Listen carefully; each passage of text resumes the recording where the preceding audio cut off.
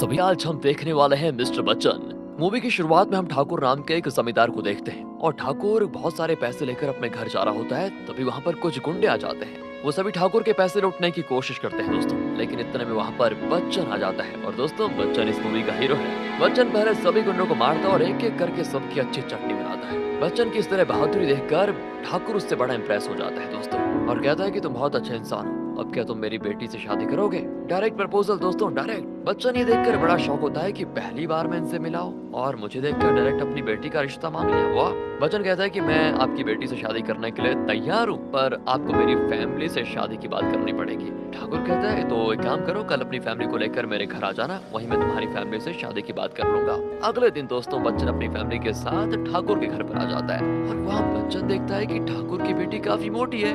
लेकिन यहाँ तो देखिए, बच्चन की मौसी ठाकुर से कहती है कि देखिए मेरा भतीजा आपकी बेटी से शादी करने को तैयार है, पर हमें दहेज में उतना सोना चाहिए जितना आपकी बेटी का वजन है। और दोस्तों ठाकुर तराजू के एक साइड अपनी बेटी को बैठाता है और दूसरी साइड बहुत सारे सोने और पैसे रख देता है। इसके बाद वो बच्चन से कहता है कि मैंने अपनी बेटी के वजन जितना पैसा रख दिया है, अब तुम मेरी बेटी से शादी करो। लेकिन दोस्तों तभी बच्चन ठाकुर का सारा पैसा जब्त कर लेता है और कहता है कि मैं इनकम टैक्स ऑफिसर हूँ और मैं तुम्हारी बेटी से शादी करने नहीं बल्कि तुम्हारी ब्लैक मनी पकड़ने आया था। देखा दोस्तों, मस्त ट्रिक है ना। बच्चन की सारी सच्चाई जानकर ठाकुर को बहुत गहरा सदमा लगता है, शॉक बिल्कुल। पूरे शहर में बच्चन की बहादुरी के चर्चे होने लग जाते हैं दोस्तों। फिर एक दिन बच्चन एक मिनिस्टर से मिलने जाता है और वो मिनिस्टर को बच्चन की ईमानदारी बड़ी पसंद आती है। मिनिस्टर कहता है कि तुम्हें थोड़ा संभल के रहना चाहिए क्योंकि शहर में तुम्हारे बहुत सारे दुश्मन घूम रहे हैं। लेकिन बच्चन दोस्तों एक बात कहता है कि सुनिए सर, मेरी भले ही जान चली जाए लेकिन मैं अपने देश से करप्शन को मिटा कर रहूंगा। इसके बाद हम ठाकुर को देखते हैं दोस्तों। वो बच्चन से कहता है कि तुमने मुझसे दुश्मनी करके अच्छा नहीं किया और तुम जैसे ऑफिसर मेरे पैरों के नीचे रहते हैं, पैरों के नीचे। मैं तुम्हें तब तक माफ नहीं करूंगा जब तक तुम मेरे पैर छूकर मुझसे माफी नहीं मांग लेते। बच्चन को भी दोस्तों गुस्सा आ जाता है कि मेरे लिए ये कह रहा है, और वो तो ठाकुर को अपने जूते उतार कर मारने लग जाता है। फिर जब बात बच्चन के बड़े ऑफिसर्स को पता चलती है कि बच्चन ने ठाकुर पर हाथ उठाया, तो बड़े ऑफिसर्स उसे सस्पेंड कर देते हैं कि तुमने एक निर्दोष आदमी पर हाथ उठाया और इसीलिए हम तुम्हें नौकरी से निकाल रहे हैं। लेकिन बच्चन तो जानता था कि इन सब के पीछे दोस्तों ठाकुर का ही हाथ है, क्योंकि ठाकुर ने अपने पैसे सबको खिला दिए थे और उसी पैसे की पावर से बच्चन को नौकरी से निकाल दिया। बच्चन फिर से मिनिस्टर के पास जाता है, उसी मिनिस्टर के पास, और यहाँ मिनिस्टर बच्चन से वादा करता है कि मैं तुम्हें जल्द ही तुम्हारी नौकरी वापस दिलाऊंगा। साथ ही साथ वो पूछता है कि आखिर तुम्हारा नाम बच्चन कैसे पड़ा? तब वो कहता है कि मेरे पापा अमिताभ बच्चन के बहुत बड़े फैन थे और इसलिए उन्होंने मेरा नाम बच्चन रख दिया था। बच्चन मिनिस्टर से अलविदा लेकर अपने गाँव आ जाता है और गाँव में बच्चन को शिव नाम का लफंगा मिलता है। शिव बच्चन को देखकर बिल्कुल खुश नहीं होता क्योंकि बच्चन और शिव के बीच दुश्मनी होती है। बच्चन अपने घर जा रहा होता है और वहाँ बच्चन के मॉम डैड उसको देखकर बड़े खुश होते हैं दोस्तों। लेकिन वो अपनी मॉम को सस्पेंड वाली बात नहीं बताता क्योंकि उन्हें दुख होगा और वो फालतू की टेंशन भी नहीं लेना चाहता उनको।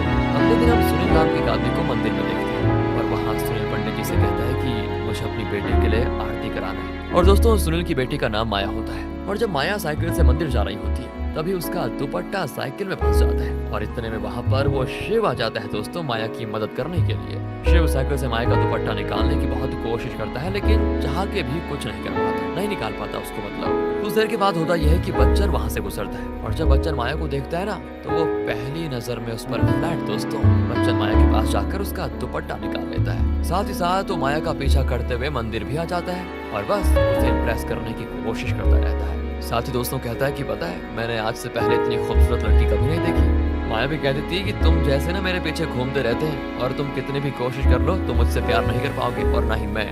इतना कहकर दोस्तों वो चली जाती है। अब अगले दिन की बात है कि गांव में एक आदमी की शादी होती है और उस शादी में गाना बजाने का काम बच्चन के फ्रेंड को मिलता है, इसलिए बच्चन भी अपने दोस्त के साथ शादी में आ जाता है। बच्चन देखता है कि माया भी शादी देखने के लिए आई हुई है तो बस वो उसको इम्प्रेस करने के लिए शादी में गाना गाने लगता है और सभी लोगों को बच्चन का गाना बहुत पसंद भी आता है। इस तरह दोस्तों यहाँ से धीरे धीरे बच्चन हो जाता है माया के पीछे। तभी माया उसको गुस्से में कहती है कि जब कह दिया मैं तुमसे प्यार नहीं करती हूँ क्यों पड़े हो मेरे पीछे? बच्चन दोस्तों ये सुनकर अंदर से बड़ा दुखी हो जाता है और माया से कहता है आज के बाद मैं तुम्हें कभी परेशान नहीं करूंगा, पर हाँ एक दिन तुम खुद मेरे पास चल कर आओगे ये भी याद रखना। इतना कहकर दोस्तों वो चला जाता है। अब हम मुत्यम नाम के एक बहुत बड़े गैंगस्टर को देखते हैं दोस्तों। और जब एक दिन मुरली नाम का इनकम टैक्स ऑफिसर मुत्यम के घर पर रेड मारने जाता है तो मुत्यम मुरली पर बहुत गुस्सा हो जाता है। कहता है कि तुम यहाँ आए अपनी मर्जी से पर जाओगे मेरी मर्जी से। और दोस्तों मुत्यम मुरली के शरीर के ऊपर गाड़ी चलवा देता है वहीं पर बेचारे की मौत। इसके बाद दोस्तों हम सुनील को देखते हैं और दोस्तों सुनील मुत्यम के पास काम कर रहा होता है और उसको ये खून खराबा देखकर बिल्कुल अच्छा नहीं लगता। वो घबराते हुए मुत्यम से कहता है कि मैंने आपके लिए बहुत समय से काम किया है, अब मैं बाकी का समय अपने परिवार के साथ गुजारना चाहता हूँ। मुत्यम भी कहता है कि मैं तुम्हारी ईमानदारी देखकर तुम्हें जाने दे रहा हूँ और अगर तुमने किसी को मेरे बारे में कुछ बताया तो पता है ना मैं क्या करता हूँ, मार डालूंगा। अब हम माया को देखते हैं और बच्चन के घर आकर वो बच्चन की मम्मी से कहती है कि आपकी बेटी का कॉल आया है। पता है दोस्तों बच्चन के घर पर टेलीफोन नहीं है, इसलिए बच्चन की बहन माया के घर पर कॉल किया करती है ताकि बातचीत हो जाए। इसके बाद बच्चन की मम्मी माया से कहती है कि मैं अभी काम कर रही हूँ, इसलिए तुम बच्चन को अपने घर पर लेकर चले जाओ। अब दोस्तों बच्चन अपनी बहन से बात करने के लिए माया के घर पर आ जाता है। उसकी बहन कहती है कि मैंने तुम्हारे लिए एक लड़की देखी है, तुम बस उस लड़की से मिल लो। लेकिन बच्चन कहता है कि रहने दो बहना, मैंने अपने लिए एक लड़की पहले से देख ली है और मैं बस उससे प्यार करूंगा, हमेशा उससे शादी भी करूंगा। बच्चन की सारी बातें दोस्तों माया सुन रही होती है और माया को देखकर लगता है कि उसे भी बच्चन से प्यार हो गया है। अब शाम के समय माया बच्चन के दोस्त की शॉप पर गाने का सीडी लेने के लिए जाती है। वहाँ पर बच्चन भी होता है लेकिन वो माया को नकली सीडी दे देता है दोस्तों और उस सीडी में बच्चन ने अपने मन की बात कही होती है। जब माया वो सीडी सुनती है ना तो सीडी में बच्चन बोल रहा होता है कि मैं तुमसे बहुत प्यार करता हूँ और मैंने तुम्हारी जैसी लड़की कभी नहीं देखी और मैं हमेशा तुम्हें खुश रखूंगा। बस दोस्तों ये सुनकर माया भी बच्चन के प्यार में गिर जाती है और दूसरी ओर शिव माया के पापा को इम्प्रेस करने की कोशिश करता है और दोस्तों वो सुनील को इम्प्रेस इसलिए कर रहा है ताकि सुनील अपनी बेटी की शादी उसके साथ करवा दे। अब रात के समय बच्चन अपने दोस्तों के साथ गाना गा रहा होता है, तभी वहाँ पर माया भी पहुँच जाती है। माया उससे कहती है कि तुम लोग थोड़ा धीरे से गाओ क्योंकि मुझे इतना तेज गाना पसंद नहीं है और फिर बच्चन माया के कहने पर गाना बंद कर देता है। दोस्तों अगले दिन की बात है, माया वापस से बच्चन के दोस्त की शॉप पर आती है। माया जानबूझकर शॉप पर आती है दोस्तों क्योंकि इस तरह उसको बच्चन को देखने का मौका मिल जाता है क्योंकि बच्चन ज्यादातर वहीं उसी शॉप पर रहता है। अब हम मुत्यम को देखते हैं और मुत्यम चीफ मिनिस्टर माधव से कह रहा होता है कि अगर इस बार के इलेक्शन का टिकट मेरे भाई को नहीं मिला तो मैं तुम्हें नहीं छोड़ूंगा। दोस्तों मुत्यम के भाई का नाम माधव। माधव भी यानी कि वो चीफ मिनिस्टर भी मुत्यम की धमकी सुनकर बड़ा घबरा जाता है और ना चाहते हुए भी माधव को मुत्यम की बात माननी पड़ती है। रात के समय जब बच्चन घर पर आता है वहाँ बच्चन अपनी मॉम डैड और माया के शरीर पर चोटों के निशान को देखता है, पूछता है कि क्या हुआ, ये किसने किया। तो उसके मॉम डैड बताते हैं कि कुछ समय पहले राघव के गुंडे यहाँ पर आए थे और वो लोग जबरदस्ती हमारे घर की बिजली में कुछ कर रहे थे। बस लड़के वाले तो सुनील की काफी बेइज्जती भी करते हैं और साथ ही साथ लड़के वाले रिश्ता तोड़ कर चले जाते हैं। अब घर पर सुनील बड़ा गुस्सा होता है, वो माया और बच्चन को बुलाता है। वो बच्चन से कहता है कि सुनो, मैं अपनी बेटी की शादी तुमसे नहीं करा सकता क्योंकि तुम्हारे पास देखो कोई नौकरी तो है नहीं। और दोस्तों जब ये बात कर रहे होते हैं तभी बच्चन को अपने बड़े ऑफिसर्स का कॉल आता है। उसके ऑफिसर्स कहते हैं कि हमने तुम्हें जॉब पर वापस रखने का प्लान किया है, जल्दी से ज्वाइन कर लो। बस उसी समय वो सुनील से कहता है कि देखिए मुझे अपनी नौकरी वापस मिल गई है। सुनील भी दोस्तों अंदर से बड़ा खुश होता है और बच्चन से कहता है कि अब मुझे कोई प्रॉब्लम नहीं है, मैं जल्दी तुम दोनों की शादी करवा दूंगा। कुछ दिनों के बाद बच्चन और माया की एंगेजमेंट हो जाती है, दोनों बहुत खुश होते हैं अंदर से। बच्चन अपनी जॉब पर जाता है और वहाँ सीनियर ऑफिसर्स उसे कहते हैं कि देखो तुम्हें शहर के सबसे बड़े गुंडे के घर में रेड मारनी है और उस गुंडे का नाम है मुत्यम। तभी बच्चन अपने सीनियर से कहता है कि सर आप चिंता मत कीजिए, मैं मुत्यम के घर से सारा पैसा लेकर आ जाऊंगा। इसके बाद दोस्तों हम मुत्यम को देखते हैं और माधव मुत्यम को कॉल पर कहता है कि मैं तुम्हारे भाई को इलेक्शन टिकट नहीं दे सकता क्योंकि प्रोग्राम के बीच में बच्चन ने तुम्हारे भाई की बहुत बेइज्जती की थी और इसी वजह से पार्टी तुम्हारे भाई को टिकट नहीं दे सकती है। मुत्यम भी अपने लोगों से कहता है कि तुम लोग जाकर उस बच्चन को मेरे पास लेकर आओ। दूसरी ओर दोस्तों बच्चन अपनी टीम के साथ मुत्यम के घर पर रेड मारने के लिए बिल्कुल तैयार हो जाता है। वो माया से मिलकर उसे कहता है कि देखो मैं कुछ दिनों में वापस आ जाऊंगा और इतना कहकर दोस्तों वो चला जाता है और अब बच्चन जल्दी से मुत्यम के घर पर पहुंच भी जाता है। वहाँ मुत्यम खुद बच्चन को देखकर बड़ा शौक होता है। बच्चन कहता है कि मैं तुम्हारे घर पर रेड मारने के लिए आया हूँ और मैं तुम्हारा काला धन अपने साथ लेकर जाऊंगा, तुम कुछ नहीं कर पाओगे। लेकिन दोस्तों मुत्यम का कॉन्फिडेंस देखिए, कहता है कि तुम कितनी भी कोशिश कर लो लेकिन तुम्हें 1 रुपया नहीं मिलेगा। बच्चन अपनी टीम के साथ मुत्यम के घर पर पैसे ढूंढने लग जाता है। काफी ढूंढने के बाद भी उसको पैसे नहीं मिलते और तभी मुत्यम बच्चन से कहता है कि तुम मेरे घर पर कुछ नहीं ढूंढ पाओगे, इसलिए अपने सीनियर ऑफिसर से कह दो कि यहाँ तुम्हें कुछ नहीं मिला। लेकिन दोस्तों बच्चन जानता था कि मुत्यम ने जरूर पैसे किसी सीक्रेट जगह पर छुपा कर रखे होंगे और इसीलिए वो अपने सीनियर ऑफिसर से कॉल पर ये कहता है कि सर जब तक मुझे मुत्यम का ब्लैक मनी नहीं मिल जाता तब तक मैं वापस नहीं आऊंगा।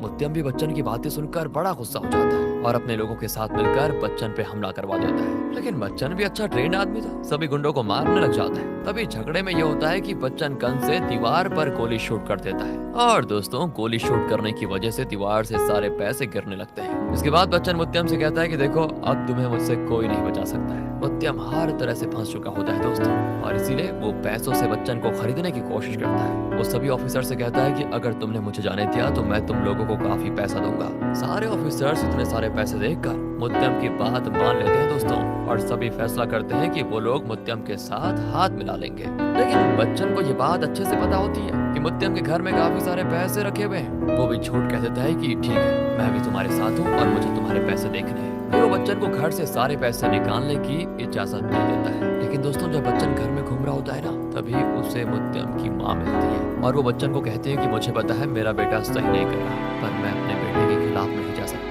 बच्चन उनसे कहता है कि देखिए, मैं भी अपने देश के खिलाफ गद्दारी नहीं कर सकता।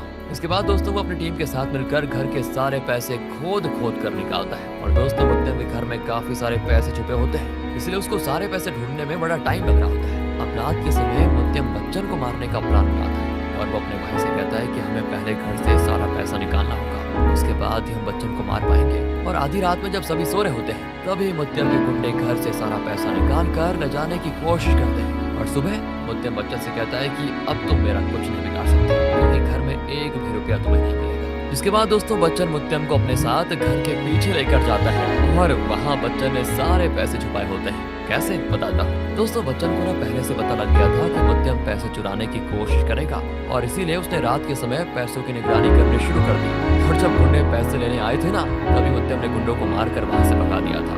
बस ये सुनकर मुत्यम पूरा हो जाता है और वो अपने लोगों से उसको दोबारा मारने के लिए कह देता है। लेकिन कहाँ कोई बच पाएगा, बच्चन सभी को अच्छी तरीके से मार देता है। गुंडों की हालत खराब। दूसरी ओर हम माया को देखते हैं दोस्तों। माया को बच्चन की बहुत याद आ रही होती है। इसके बाद बच्चन के पापा और सुनील मिलकर शादी की तारीख फिक्स कर देते हैं। तभी वहाँ पर माया आ जाती है।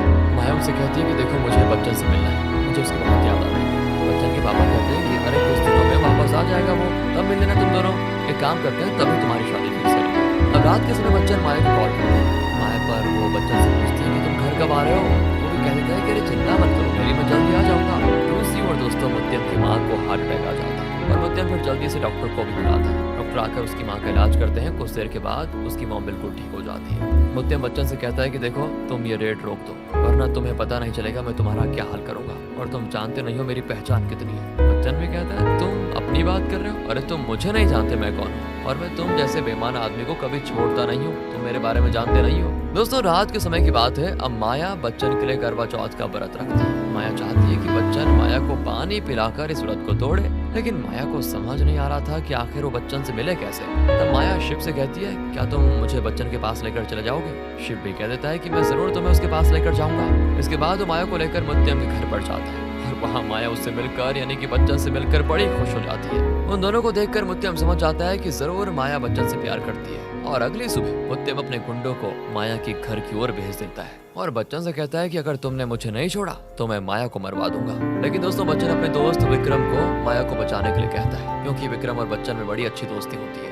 विक्रम भी जल्दी से माया के पास चला जाता है। वहाँ वो सभी गुंडों को मारकर माया को बचा लेता है। फिर यहाँ बच्चन मुत्यम से कहता है कि तुम कितने भी कोशिश कर लो, पर तुम्हें मुझसे कोई नहीं बचा सकता। मुत्यम यहाँ से भागते हुए मिनिस्टर स्वामी के पास जाता है। वो स्वामी से कहता है कि तुम जल्दी से बच्चन को रेड रोकने का ऑर्डर दे दो। और दोस्तों स्वामी बच्चन को कॉल करके रेड रोकने को कह भी देता है। बच्चन भी स्वामी से कह देता है कि मैं तुम जैसे मिनिस्टर की बात नहीं मानता हूँ। अगर तुमने मुझे रोकने की कोशिश की तो मैं झूठा केस बनाकर तुम्हें भी जेल में डाल दूंगा। बच्चन की धमकी सुनकर स्वामी बहुत घबरा जाता है, पर स्वामी चाहकर भी दोस्तों बच्चन को रोक नहीं पाता। और अब बच्चन की टीम मिलकर मुत्यम के सारे काले धन का हिसाब लगाने लगती है। और दोस्तों उसने बहुत सारे लोगों को लूट कर ये पैसे कमाए थे। इसके बाद तो मुत्यम मदद के लिए प्राइम मिनिस्टर के पास जाता है, लेकिन प्राइम मिनिस्टर उससे कहता है कि तुम जैसे घटिया इंसान की मदद मैं नहीं कर सकता, और बच्चन को मैं रेड रोकने को कहूंगा ये तो भूल जाना। इसके बाद दोस्तों पीएम बच्चन को भी कॉल करके कह देते हैं कि किसी भी हालत में मुत्यम को मत छोड़ना। और जब बच्चन पैसे गिन रहा होता है तभी उसे माया को कॉल आ जाता है। दोस्तों कॉल पर वो कहती है कि अरे तुम मुझसे शादी कब कर रहे हो। बच्चन भी कह देता है कि थोड़ा सब्र करो यार, सब्र का फल मीठा होता है। यहाँ से दोस्तों इन दोनों के बीच थोड़ा रोमांटिक बातें होना शुरू हो जाती है। अब हम मुत्यम को देखते हैं और मुत्यम थक हार कर अपने घर वापस आ जाता है। और तब बच्चन मुत्यम से पेपर पर साइन करने को कहता है। ये भी कहता है कि ये साइन तुम्हारी जिंदगी के आखिरी साइन होंगे, ध्यान से करना। इसके बाद दोस्तों वो सारा पैसा ट्रक में ले जाकर पुलिस स्टेशन लेकर जाता है। रास्ते में तो मुत्यम के आदमी बच्चन पर हमला भी करते हैं, लेकिन बच्चन उन सभी को दोबारा मारता है। लेकिन दोस्तों गुंडों की तादाद इतनी बढ़ जाती है कि वो बच्चन को बहुत मार देते हैं और उस पैसे से भरे ट्रक को अपने कब्जे में कर लेते हैं। पर जब मुत्यम ट्रक को खोलता है तो ट्रक में एक भी पैसा नहीं होता। और तभी बच्चन मुत्यम से कहता है कि मुझे पता था तुम ऐसा घटिया काम जरूर करोगे, इसीलिए मैंने पैसे दूसरे ट्रक में रखवा दिए थे। बच्चन उन सभी गुंडों को बहुत मारता है और मारने के बाद सभी को जेल में डाल देता है विद मुत्यम। इसके बाद माया से वो